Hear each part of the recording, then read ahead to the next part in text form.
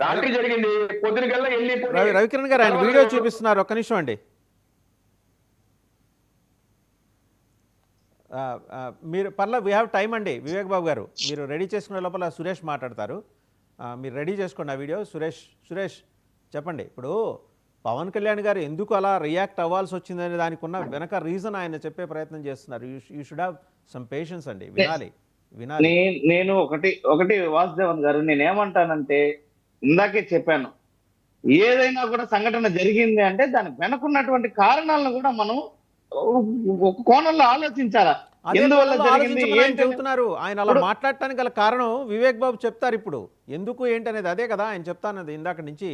ఆయన ఏ పరిస్థితుల మధ్య, ఇవాళ పోసాని కృష్ణమురళి ఏ పరిస్థితుల మధ్య మాట్లాడారని మీరు ఇందాక నుంచి రకరకాల భాషల్లో చెప్తున్నారు. ఆయన కూడా అదే రకాల భాషలో చెప్తారు ఇప్పుడు ఎందుకు ఏంటి అనేది. Do you have that video అండి right now with you? Vasudev గారు. రైట్, విజయ్ కిరణ్ చెప్పండి సార్. రెండు విషయాలండి. ఇప్పుడు ఊళ్ళో పెళ్లికి కుక్కల హడావుడి అనేటువంటిది సర్వసాధారణమైనటువంటి ఒక ఇది ఉంది. ఇప్పుడు పోటీ చేయటానికి కనీసం అభ్యర్థులు లేక, పోటీలో లేకుండా వాళ్ళు ఓడిపోయారు వీళ్ళు గెలిచారని చెప్పి వీళ్ళు దివాలా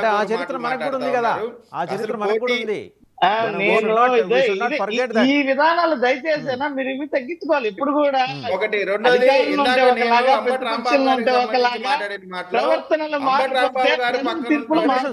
సురేష్ ఆయన మాట్లాడండి ప్లీజ్.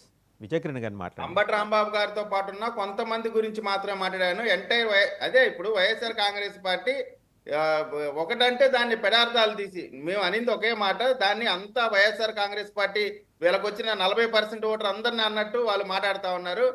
అది ఒకటి కరెక్ట్ చేసుకోండి. కేసు పెట్టదలుచుకోండి. You are very free to go and complaint.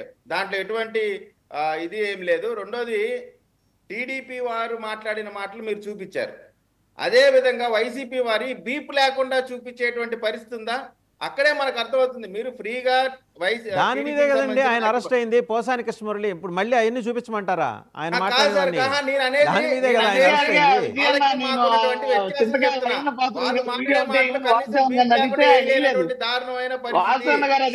Ayyanna Patrudu video నేను చూపించలేనండి, మీరేమనుకోవద్దు. అయ్యన్న పాత్రుడు వీడియో నేను చూపించలేను, బండారు సత్యనారాయణమూర్తి వీడియో నేను చూపించలేను, ఏమీ అనుకోవద్దు దయచేసి. చంద్రబాబు బియాండ్ లిమిట్స్ ఉన్నాయి, నేను చూపించలేను. లోకేష్ గారు చంద్రబాబు నాయుడు గారిని అరెస్ట్ చేసినప్పుడు కనీసం మైక్ కూడా మాట్లాడుకోనివ్వనప్పుడు జరిగినటువంటి సన్నివేశాలన్నీ కూడా చూపించారు. అటువంటి ఆ హ్యూమిలేషన్ సిచ్యువేషన్ మీరు ఆలోచించేయాలా. ఇప్పుడు తండ్రి అరెస్ట్ అయ్యి జైల్లో ఉంటే కనీసం మొత్తానికి మీరు హ్యాపీ కదా, మొత్తానికి మీరు హ్యాపీ కదా. ఈ విధంగా ఈ రకంగా you people are happy with this type of cases. ఈ రకమైన పరిపాలనతో, ఈ రకమైనటువంటి కక్ష సాధింపులతో, అరెస్టులతో ఇవి మీరు సంతోషమైనటువంటి క్షణాలు గడుపుతున్నారు కదా 9 నెలలుగా. బాగుంది, చక్కగా 5 సంవత్సరాలు పచ్చిటి మీరు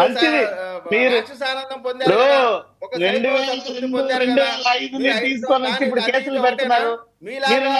నన్ను వెళ్ళి కేసు పెట్టమని అడుగుతున్నారు, నన్ను వెళ్ళి కేసు పెట్టమని అడుగుతున్నారు. తీసుకోరు, నోట్ చేసుకుంటామన్నా, నోట్ చేసి పెట్టుకుంటాం. చర్యలే ఉంటే ఇవాళ రోడ్డు మీద ఒక్కడు కూడా తిరగలేరు. మీరు అది గుర్తుపెట్టుకోండి. మంచి సంస్కృతికి, అదే మంచి సంస్కృతికి బీజం వేశారు మీరు రాష్ట్రంలో. ఈ యొక్క కూటమి ప్రభుత్వం ఒక మంచి సంస్కృతికి నాంది పలుకుతున్నారు. మీరు ఏ రకంగా ప్రవర్తించాలనేది నేర్పుతున్నారు. మీకు అధికారాన్ని ఇచ్చింది ఒక బాధ్యత పని చేయాలని. 9 నెలల కాలం అయిపోయింది. ఈ 9 నెలల కాలంలో ఏం బాధ్యత పని చేశారు? గుండె మీద చేసుకోండి అన్న, గుండె మీద చేసుకొని ఆలోచించండి. ఒక ఏడాది గడిచిపోయింది, ఒక ఏడాది గడిచిపోయింది. ఈ రోజు నిరుద్యోగులకి 3000 నిరుద్యోగ వృత్తి, 5,100 కోట్ల రూపాయలు ఎత్తిపోయింది.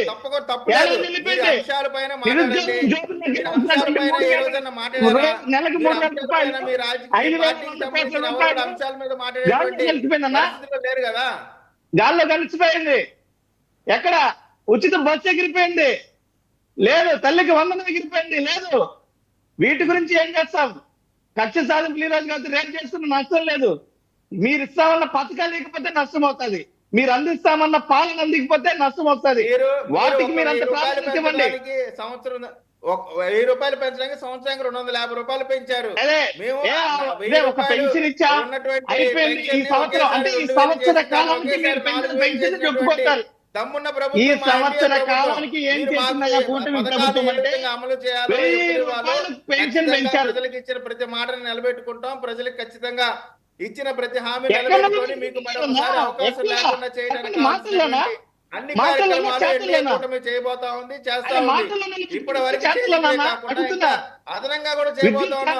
మీ వంతు పెంచారు, చూసి పెంచారు. గెలవడం తప్ప మీరు ఏమి చేయలేటువంటి పరిస్థితిలోకి అరే ఏడవడం రేపు వల్ల? రాబోయే రోజులు ఉన్నాయి. రేపు అన్నా, నేను రేపు సూటిగా ఉచిత అడిగినప్పుడు బస్సు, మీరు నన్ను ఏం ఉచిత బస్సు, చేసేది? ఇచ్చినటువంటి ఉచిత బస్సు హామీల స్టార్ట్ మీద ఇంత అయినప్పుడు ప్రాధాన్యత చూసుకోండి. చూపుతున్నారా?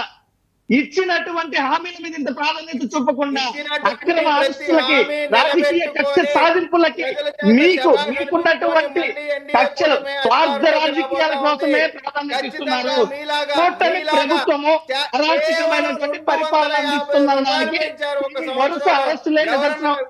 ఏమన్నా ఇచ్చిన హామీలు ఇంత ప్రాధాన్యత కొంచెం కూడా చూపించకుండా జ్ఞానం లేకుండా మీకు చేతగాని చేయలేని మీరు లెక్కలు తల్లి మాట్లాడుతున్నా? లెక్కలు మీరు బడ్జెట్ తల్లికి వందనం లెక్కలు తెలిసిపోతాయి. విద్యార్థులను ఎన్ని రోజులకి ఇచ్చారు? మీరు ప్రభుత్వంలోకి వచ్చిన మాటలు సంవత్సరం తర్వాత నువ్వు ఒక మాట ఇంట్లో ఎంతమంది పిల్లలు ఉంటే అంతమంది పిల్లలకి వాస్తవాలు ఇస్తామని తెలుస్తాయి కదా. కేవలం ఒక్క పిల్లవాడికే మీరు ఇచ్చి మీరు తప్పుడు పనులు తల్లికి చేసేటప్పుడు మీరు 15 మేము ఇంట్లో ఎంతమంది పిల్లలు ఉంటే అంతమంది పిల్లలకు కూడా మేము అన్న మాట ప్రకారం తల్లికి ఉచిత బస్సు తిరుగుతోందా?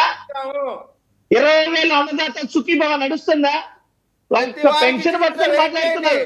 అప్పుడే ఎందుకు తొందరపడతా ఉన్నారు? అంటే రేపు అదే మీకు కావాల్సిన ఇవ్వబోతా వాళ్ళ ఉన్నాం. మేము విద్యాసంవత్సరం రేపు రాబోయే విద్యాసంవత్సరానికి ఇవ్వబోతా ఆగ ఉన్నాం. మేఘాల మీద అన్ని శాఖలు కదులుతాయి. మీకు పర్సనల్ పనులు చేయడానికి వ్యక్తిగత స్వార్థ కక్షల కోసం వ్యవస్థలన్నీ ఉపయోగించుకుంటారు కానీ ప్రజల కోసం మాత్రం వ్యవస్థలు పనిచేయవు.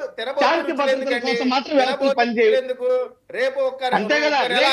ఇదే కదా మీరు చెప్పేది. ప్రజలకి మీరు చెప్పాలనుకుంటున్నది ఇదే. అంతిమంగా తీరుతాం.